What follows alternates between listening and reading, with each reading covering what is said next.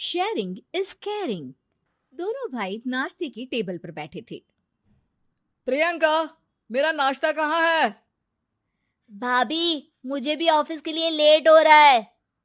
इस पर प्रियंका किचन में से दोनों के नाश्ते की प्लेट्स लेकर बाहर आती है।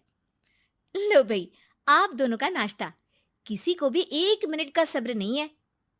ये प्रियंका का ससुराल है, जहाँ कोई औरत ना होने की वजह से शादी वाले दिन से ही घर के साथ दोनों भाइयों की जिम्मेदारियां प्रियंका संभाल लेती है। दोनों भाई शांति से नाश्ता कर रहे होते हैं कि अंकुश अपने भाई की प्लेट से पराठे का एक टुकड़ा उठा लेता है। आपको पता है ना, मैं खाना शेयर नहीं करता, फिर भी मेरी प्लेट में से खाना जरूरी है क्या? अरे हद हो गई है, मुझे नहीं खाना अब। अंकुर गुस्से में नाश्ता छोड़कर टेबल से उठ खड़ा होता है। अरे, ये कैसा बिहेवियर है अंकुर? एक टुकड़ा ही तो है। एक हो या आधा, मुझे भूख लगी है तो ये सिर्फ मेरा ही है।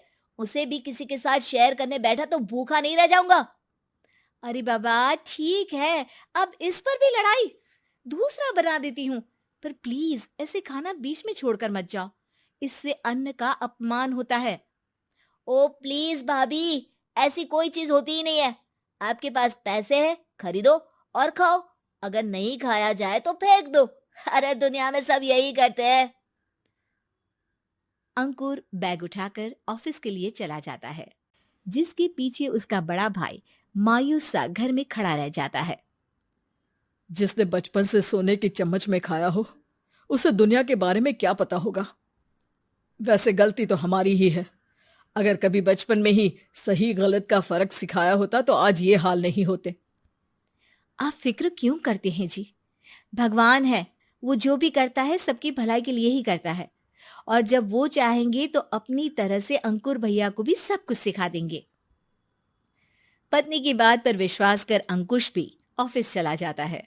सुबह से दोपहर होती है और अंकुर लंच करने ऑफिस के पास वाले रेस्टोरेंट में पहुंचता है, जहां वो एक साथ बहुत सारा खाना ऑर्डर कर देता है। सर, क्या कोई आपको ज्वाइन करने वाला है? नहीं तो क्यों? अब कुछ नहीं सर, ऐसे ही। वेटर चला जाता है और कुछ देर में अंकुर का ऑर्डर लेकर वापस आता है, जिस पर अंकुर सब डिशेस में से थोड़ा थोड़ा खाकर बाकी ऐसे ही छोड़कर बिल देकर चला जाता है। वाह भगवान, तेरी माया। कहीं कोई एक एक टुकड़े के लिए तरसता रहता है और ये 5 लोगों का खाना ऑर्डर करके एक का भी पूरा नहीं खाते। पैसे वालों की माया। वेटर टेबल साफ कर बचा हुआ सारा खाना लेकर रेस्टोरेंट के पीछे घूम रहे बच्चों के पास पहुंच जाता है, जिसे देख बच्चों के चेहरे खिल उठते हैं। वाह, आज इतना सारा खाना आया। थैंक यू भैया। भगवान आपको खाने की फैक्ट्री बना दे। अगर ये फैक्ट्री मेरी होती तो तुम लोगों को कभी किसी का झूठा बचा हुआ खाना नहीं खाना पड़ता। चलो तुम लोग खाओ, पर ध्यान रखो किसी को पता ना चले, नहीं तो मेरी नौकरी चली जाएगी। इसी के साथ दिन बीतता है और रात को दोनों भाई एक साथ घर पहुंचते हैं। कुछ देर में सब डिनर करने बैठते हैं, जहां अंकुश अंकुर को समझाने की कोशिश करता है।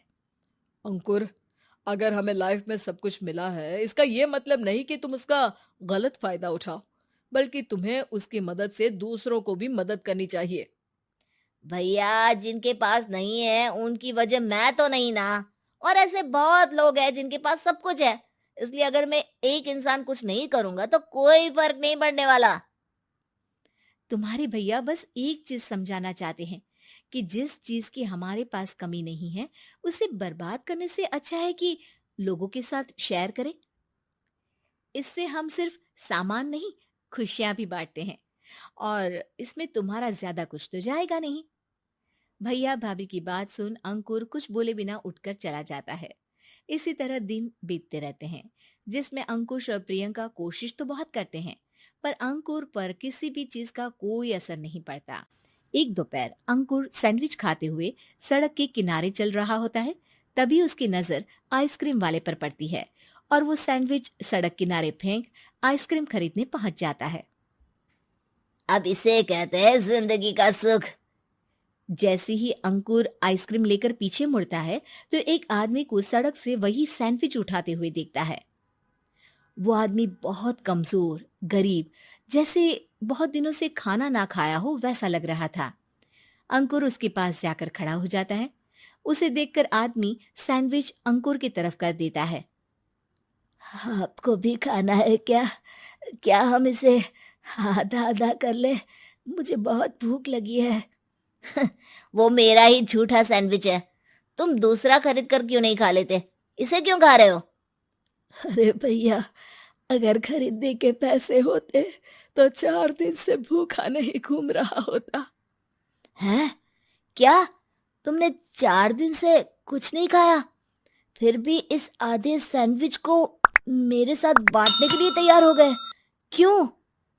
अरे भैया, पैसा नहीं है तो क्या हुआ, इंसानियत आज भी उतनी महंगी नहीं हुई और ना ही उस पर अमीर गरीब का टैग लगा है जो हम उसे रख ना सके। पर अफसोस, आजकल लोगों के अंदर पोषण, खून या विटामिन से ज्यादा इंसानियत की कमी होने लगी है। आदमी की बातों से अंकुर को समझ में आ जाता है कि वो आज तक कितना गलत काम करता आ रहा था। इसके बाद से वो अपनी किसी के साथ शेयर नहीं करने और खाने को बर्बाद करने वाली आदत को छोड़ देता है। उम्मीद है कि आपको हमारी ये कहानी पसंद आई होगी। कृपया हमारे चैनल को सब्सक्राइब करें और सभी अपडेट्स के लिए बेल आइकन जरूर क्लिक करें। और हाँ, वीडियो लाइक और शेयर करना मत भूलिएगा। Bye bye.